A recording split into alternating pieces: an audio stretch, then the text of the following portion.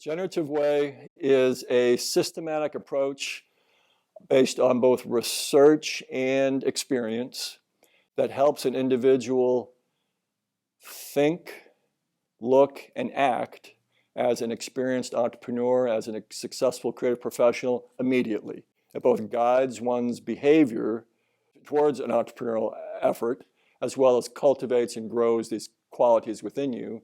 I've been working on this for about 13 years now based on my experience as an entrepreneur. I've worked in a number of the creative industries. It's a flexible system. It's a natural system.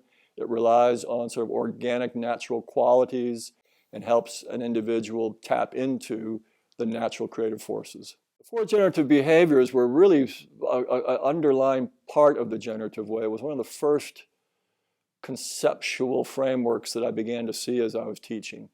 The four generative behaviors begin with being generous. The way I'll talk to my students about the power of being generous is I say, just imagine, why would the marketplace ever be more generous with the company than the company is with the marketplace? I can't imagine that that would happen. Why would employees ever be more generous with their employers than the employer is with the employees? And there is this wonderful human quality that exists that says we want to be in balance, that if you treat me generously, I'm very likely to reply and respond with my own generous behavior. And doesn't that sound like success, to be in a generous relationship with your employees, to be in a generous relationship with the marketplace? When I started the first cellular telephone company in the Raleigh-Durham Chapel Hill market, we were determined to be generous with our customers, to give them the greatest value we possibly could, and in return we wound up with a 60% market share when it was a two-horse race in the early days of cellular. A wonderful place to practice one's generosity is when a friend or a colleague or an associate comes to you with that most fragile thing of all, which is a brand new creative idea. And if you respond when that friend brings that creative idea to you in a generous fashion, right?